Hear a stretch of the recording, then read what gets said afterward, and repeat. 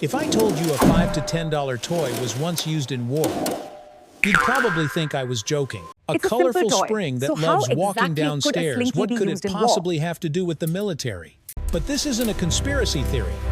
During the Vietnam War, American soldiers used the Slinky as a field radio antenna. Sounds a little unbelievable, right? A bouncing steel coil turned into a signal receiver? Remember this, radio waves are simply electromagnetic waves, the same invisible signals, floating around you every day. From Wi-Fi to Bluetooth.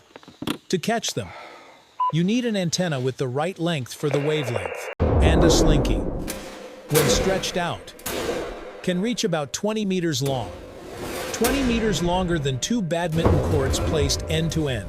That length happens to work surprisingly well for certain military radio frequencies. Soldiers could toss a Slinky over a tree branch, connect it to a field radio, and suddenly an improvised communication system was born. No chips, no AI, no backup batteries, just steel and physics. Picture the scene. Deep in a humid jungle, instead of assembling a bulky antenna tower, someone pulls a toy spring from their pocket.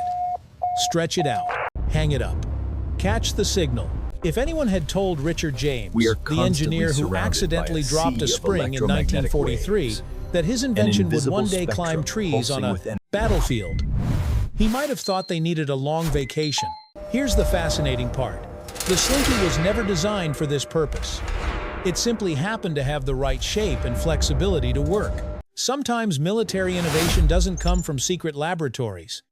Sometimes it comes from a toy store shelf. But don't stop at wartime stories. Let's play a little what if. What if we treated a Slinky like a kind of mechanical organism? It compresses, convoy has been compromised stretches, at grid reference 49er. transfers Request energy, immediate extraction. and responds to gravity. If steel were replaced with superconducting materials, substances that allow electricity to flow with almost no energy loss, could a spring-like structure become a flexible energy transfer system? It sounds like science fiction.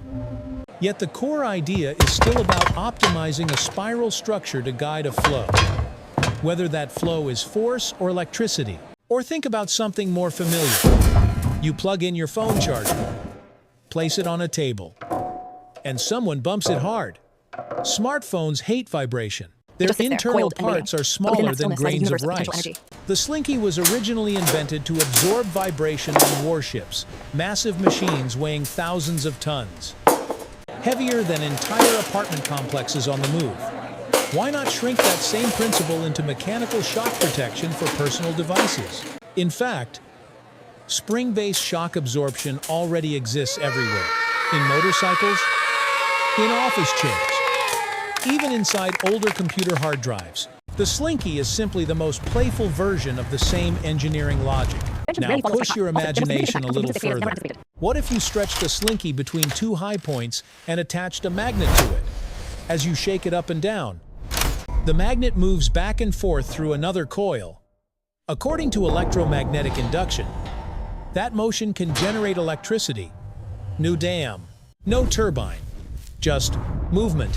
Sounds like a hand-powered generator, doesn't it? A coil of spring steel and a bit of creativity could turn mechanical motion into electrical energy.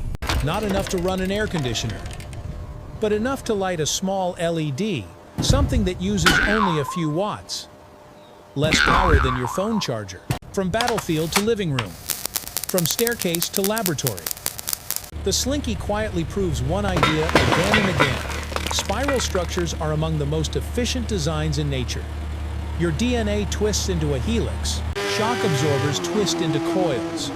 Even galaxies spiral through space. When a shape repeats itself across vastly different scales, it's rarely a coincidence. And here's the irony. We often see the Slinky as cheap, flimsy, easy to tangle. Yet that flexibility is exactly where its strength lies. It compresses into your hand, When I stretch it out and send a then pulse, you can see the stretches compression into an wave travel through the antenna. coils. It entertains children on the stairs, then hangs from a tree to maintain life-saving communication. Strange, isn't it? The same object kids use to pass the time once helped adults stay connected in the middle of war. Maybe the real lesson isn't about the steel coil itself. Maybe it's about how we choose to see it. A $5 object can be just a toy or a temporary solution to a life or death problem. Context and imagination make all the difference. So next time you pick up something that seems ordinary, ask yourself, what else could this become in a completely different situation? There might already be a hidden weapon sitting quietly in your drawer, waiting for the right idea. And if you enjoy twists like this, where a toy turns out to have climbed trees during wartime, there are many more everyday objects with equally unexpected histories.